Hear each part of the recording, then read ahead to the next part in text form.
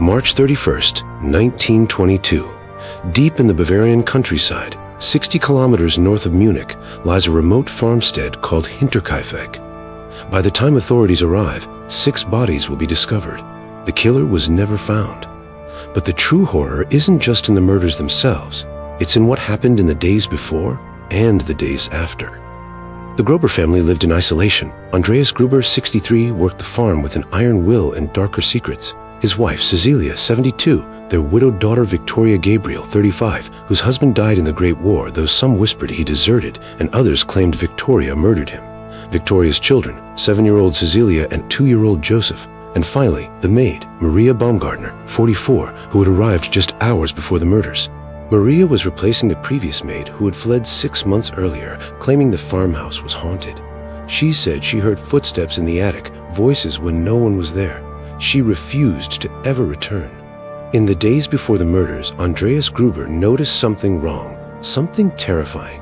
Footprints in the snow, leading from the forest edge to his barn, but no footprints leading away. Someone had entered his property and they hadn't left.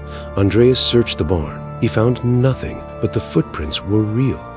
Then he heard them. Footsteps in the attic, heavy, deliberate, walking back and forth above the bedrooms where his family slept. He investigated, found nothing. The attic was empty. Days before the murders, Andreas discovered something else. A newspaper on his property that no one in his family had purchased. Someone was on his land. Someone was watching. Someone was waiting.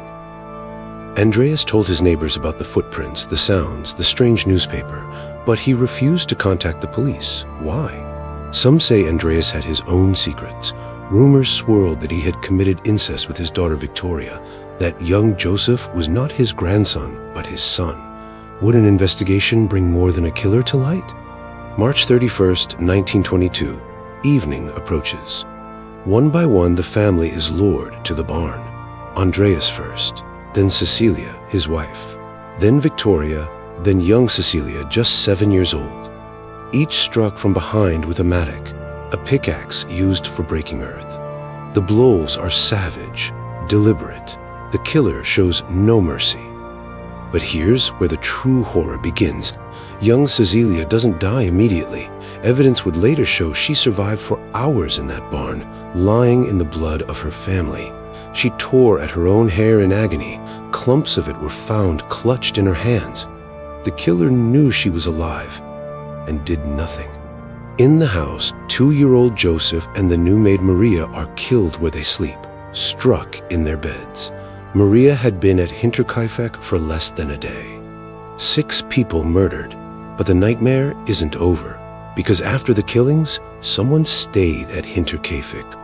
For days after the murders, neighbors noticed smoke rising from the farmhouse chimney. The livestock were fed and cared for. Food from the kitchen was eaten. Someone was living among the corpses. The bodies weren't discovered until April 4th, 4 days later, when neighbors finally investigated why the family hadn't been seen. What they found defied comprehension. The bodies in the barn had been covered with hay and straw, a strange attempt at concealment or care. The house showed signs of habitation, beds slept in, meals prepared. The killer had remained, living in the farmhouse, feeding the animals, perhaps even sleeping in the family's beds. The investigation was unprecedented. Over 100 suspects were interviewed. Clairvoyants were even consulted. The bodies were decapitated and the skulls sent to Munich for examination, where they were lost and never found again.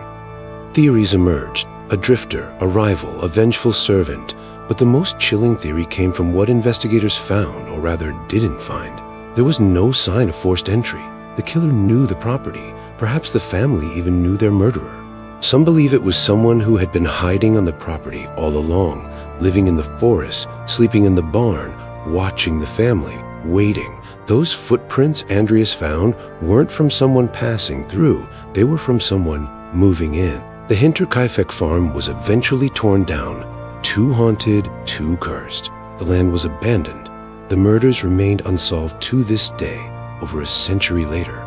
But sometimes, locals say, if you walk through those Bavarian fields at dusk, you can still hear them. Footsteps in the snow. Footsteps going to the barn. Footsteps in the attic. footsteps that lead somewhere but never lead away. Who killed the Gruber family?